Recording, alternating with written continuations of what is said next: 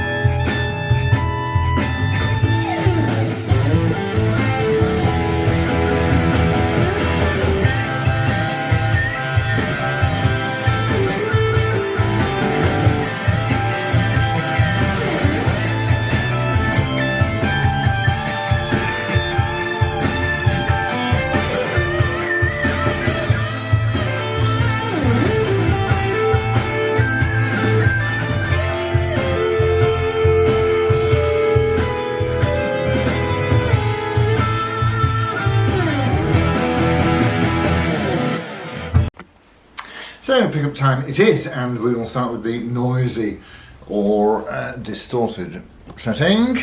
Now, there's only one pickup, so I'll do a couple of things. I might even turn the tone knob down a little bit to see if it makes much difference.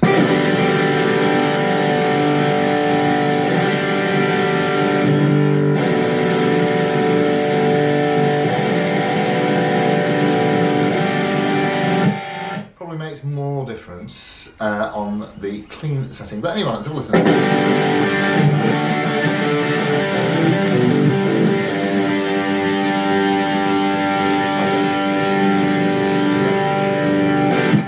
Yeah, you can definitely hear that tone knob doing something. Not that I will muck about with it, I'll just leave it flat out, to be honest with you.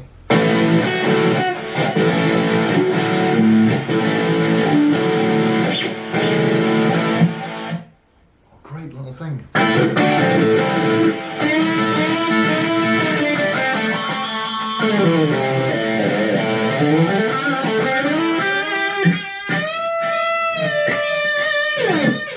And access up here is absolutely easy peasy.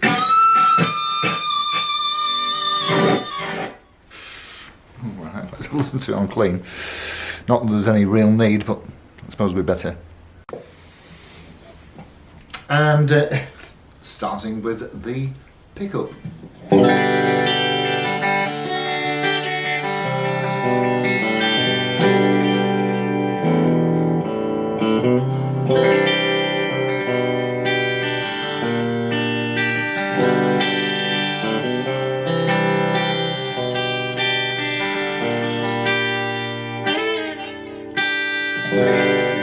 So let's have a look at the tone knob and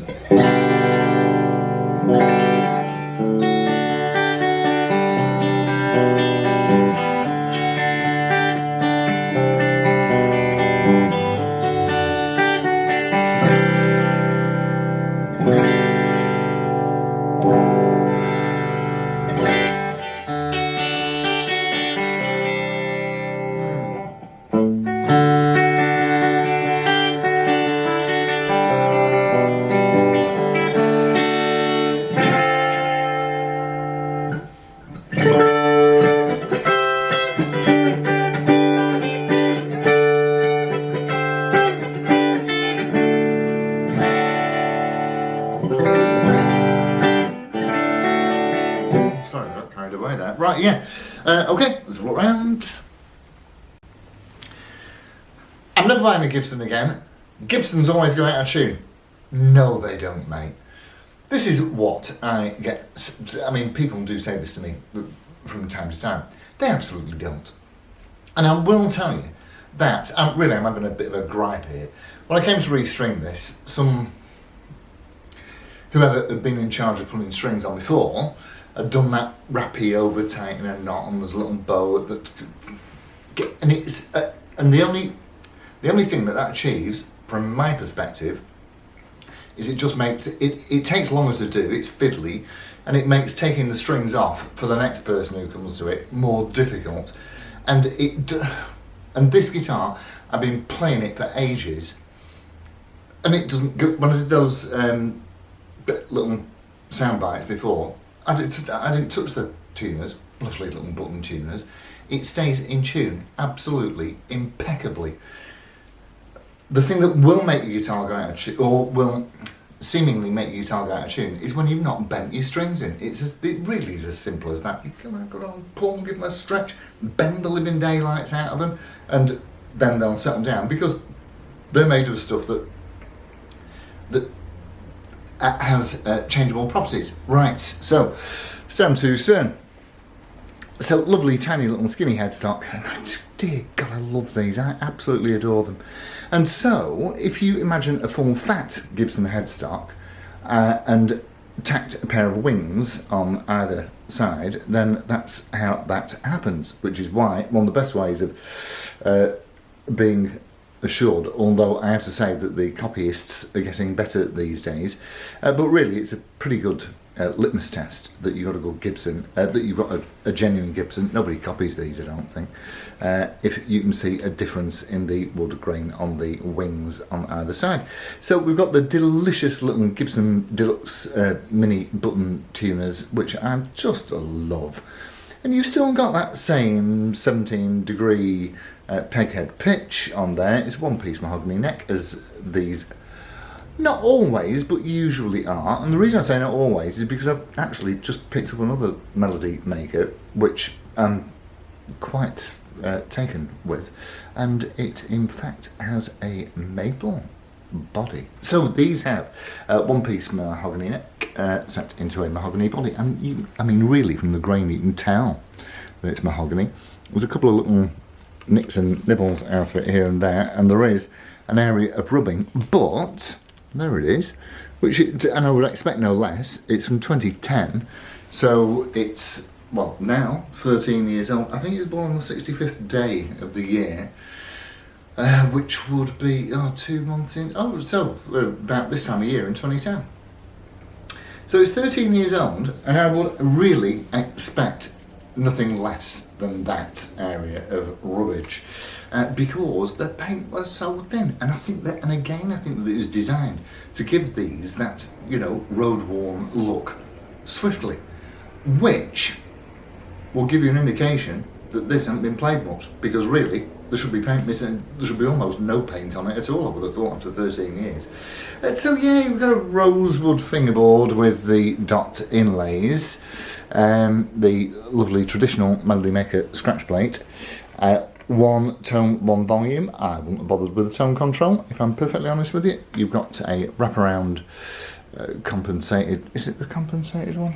Wasn't the all right? Anyway, it's got a wraparound bridge, and it's got the Digi single coil pickup, and these are not powerful at all. They're only popping out 4.5 on the Richter scale, but my oh my oh my, they really do cut through. So exhaust pipe on the front here, so everything's on the scratch plate. Lovely, lovely, lovely, lovely stuff. And as I have said before, because I've never had a white one. I don't think I have anyway. But what I've always said about these is that they are liberating. There's nothing to think about, and they weigh the same as a packet FX. So, yes. Yeah, all new strings on, plays just absolutely adorably. It's and they're just light. They're just so easy to Yeah, so yeah, Rosewood fretboard, 22 frets, and you know, you could, of course, turbo boost this. You could put some.